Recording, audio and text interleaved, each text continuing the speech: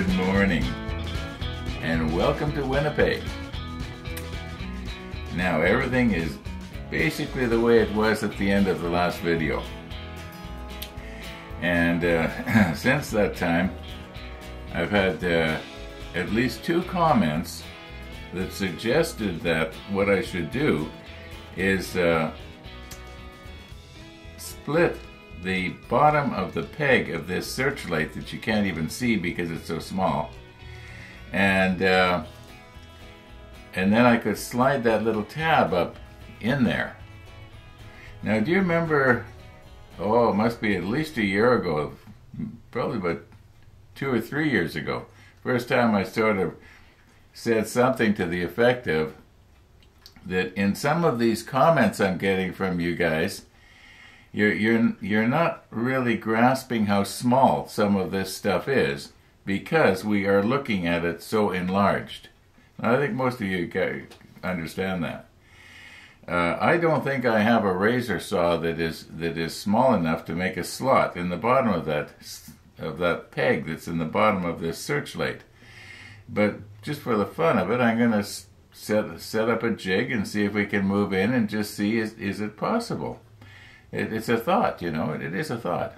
But anyway, I made the reply back to the comment that sometimes I get the feeling that the viewer is saying, "Hey Ron, why don't you put one foot down on and hold it down with one foot, and then you can work at it with both hands and it'll go a lot better." Okay, I think you get my drift here. Now, let's recompose, and my razor saw is here somewhere. I saw it a couple of weeks ago. Don't tell me I've lost it now. Oh, here it is. Okay. Yeah, here's my razor saw. Let's just sort of set it up in some kind of a jig. Maybe we'll take the macro lens and bring the macro lens in at an angle. At least 2 or 3 of the teeth will be sharp, but the foreground and the background is going to be fuzzied out. But that's okay. We'll be able to clearly see how this compares to the peg on the bottom of this spotlight. Yeah, it'll be kind of fun. I enjoy doing stuff like that. It keeps me from having to drag the spray booth over here and paint.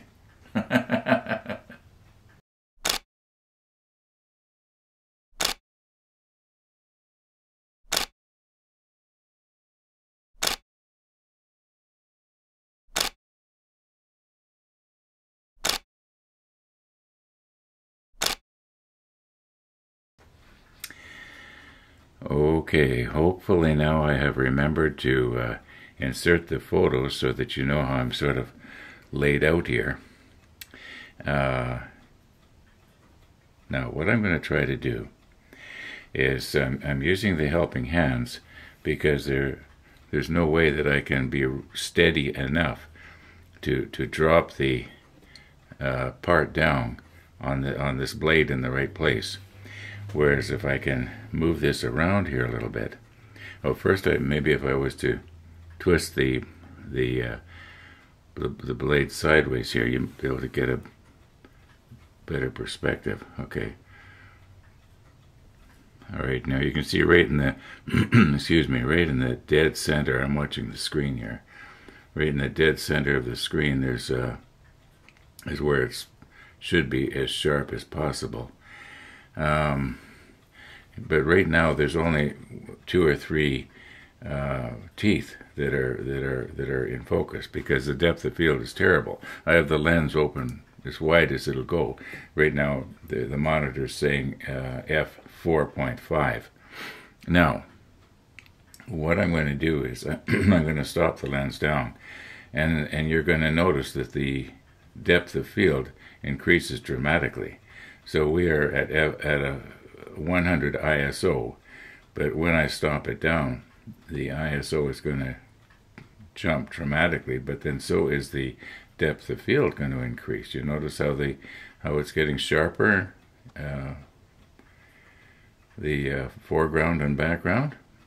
Okay, right now we are as sharp as we can get, or stop down as much as we can get at F51. It's not necessarily as sharp as we can get, but the ISO has jumped to 1000.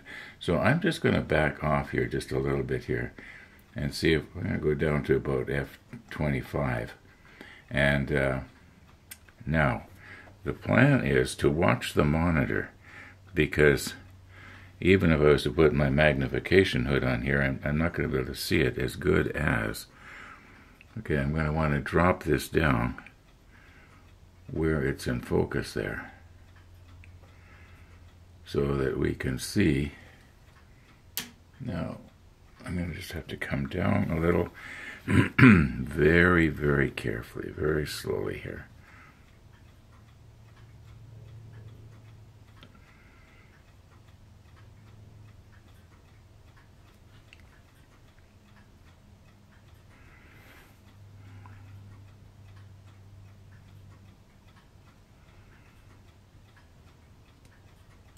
Whoop.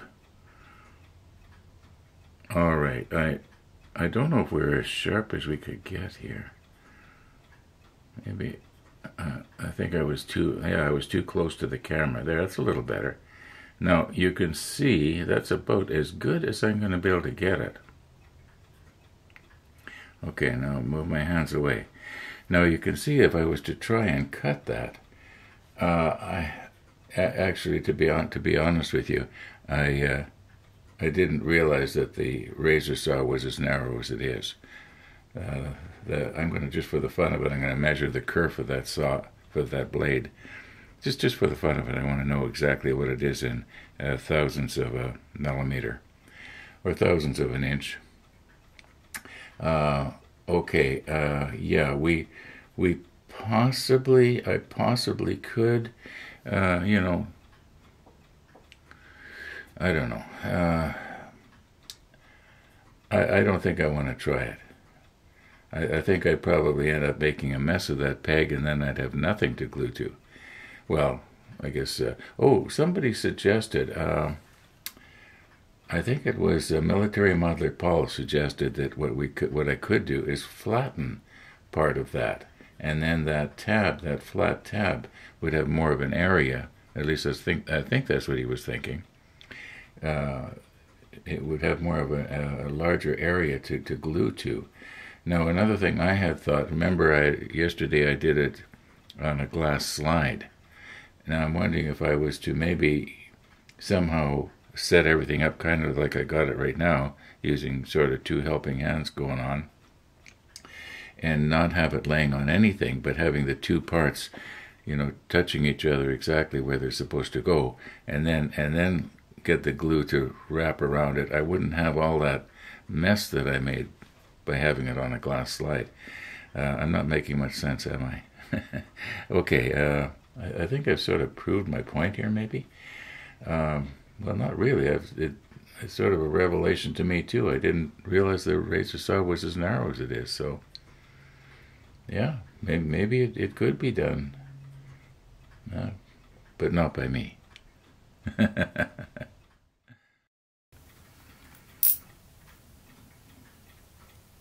Okay, we are zeroed.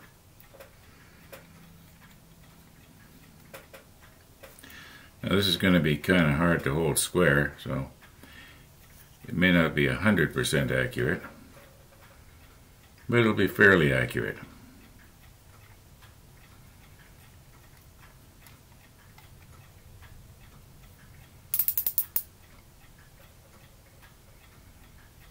Okay, 0.265 millimeters. Let's back it off, take a bite somewhere else here. Maybe in the middle where the teeth are a little bit more worn.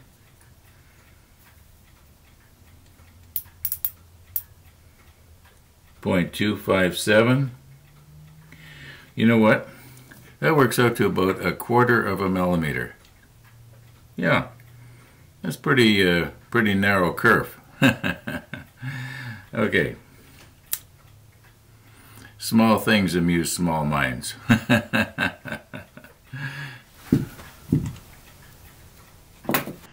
I got a notification from FedEx. They're delivering the e-bike. It's on its way and it might be here tomorrow. Okay, here's the plan.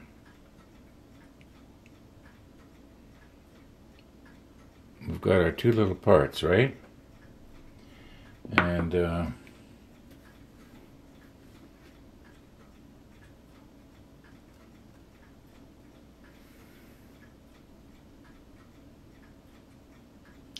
now, I want to put one in this self-locking tweezer, the other in the other self-locking tweezer, then get everything lined up, and you'll notice that they're about 1/4 of an inch above the top of the table here, so I'm not going to get CA soaking into the cloth. And I don't have the glass slide underneath, so we're not going to worry about, you know, sticking to that like I did yesterday. I should have thought of that, because I knew that CA stuck really good to glass. So I just wasn't thinking. Now I'm just going to push stop here and get everything positioned, because it's going to take a lot of annoying fiddling here. So okay, now unfortunately the bracket that holds onto the light itself is not glued on straight. But this is the idea. When I let go of this, it makes contact, and I think I've got it more or less square, even though it's, you know, the two parts are not as straight as I'd like. I don't know what I can do about that at this point, but the light itself should be more or less in line with the railing. Okay, let's stick on our macro lens here and move right in. Okay, I have managed to get my macro lens on here and not accidentally knock my tweezers out of a line. And I haven't touched anything since the last time you saw them. And what I've got going on here right now is a thicker version of my CA glue. And my hope is that it's not going to, first of all, I don't want to accidentally, no, is it going on there? Maybe I don't have enough on the applicator. I want it to just sort of surround everything, sort of pour down.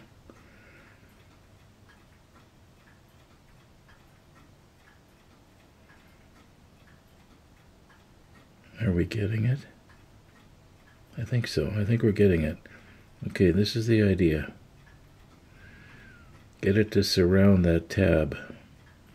Maybe even down the stem a little bit. And by stem I mean the post and the railing.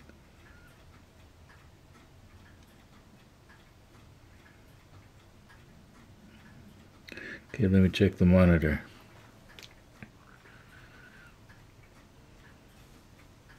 Oh, it looks like it's getting itself underneath here. Let's see if I can get some of that up. I don't need all of that.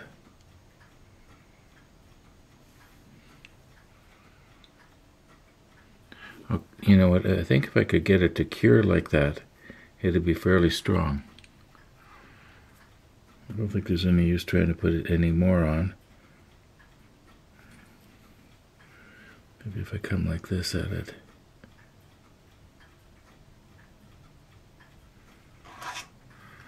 Okay, I'm going to see if I can't get rid of some of that excess that's on the bottom there.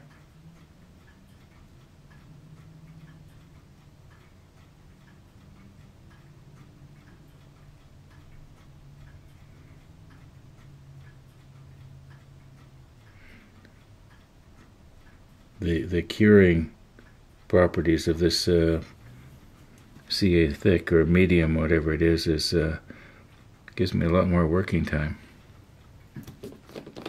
Okay, now what I'm doing is I'm getting another swab with some curing agent on it, because I don't have all day here.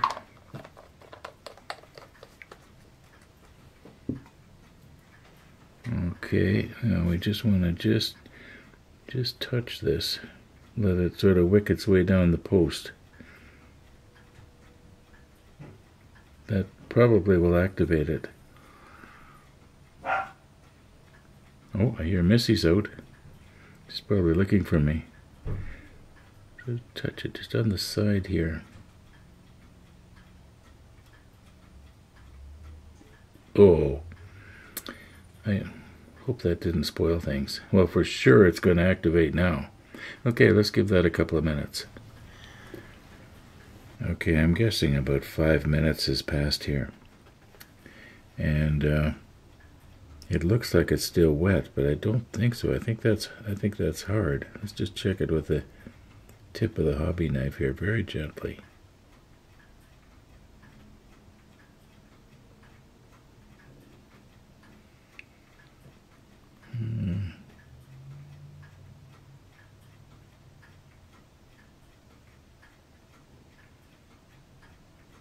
Yeah, I think that's released. I mean, I think that's cured. I was just wondering now what would be the best way to release this. Would once again be a good idea to just sort of, you know, bring the blade in and pry it apart. I think that's what I'm going to do. I know you can't see it because it's on the other side, but trying to get the blade in the crack. There we go.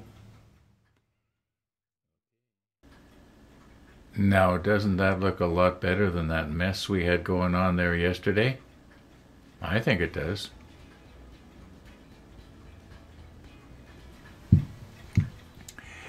Okay, time is moving along here, and so are we. We are at the very end here, and we need to put another railing right along the edge here. I'm not going to put these railings on until after this thing is painted.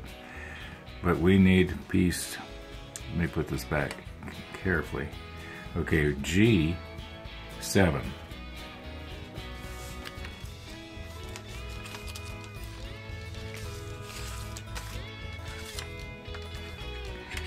Okay, there's the G7 right there. Let's just recompose and cut it off. Well, maybe not. We've done so much of that in the past. I think I'm just going to get it.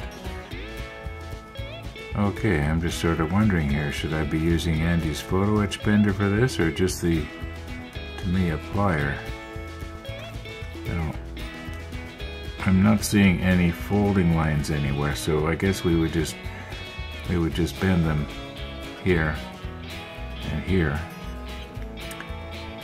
I think what I'm going to probably just do is use the plier, and oh. Yeah, that should be okay. Just quickly get it done. But I think that's going to be in the next episode. So, thanks for watching, everybody. And all being well, we'll be seeing you tomorrow.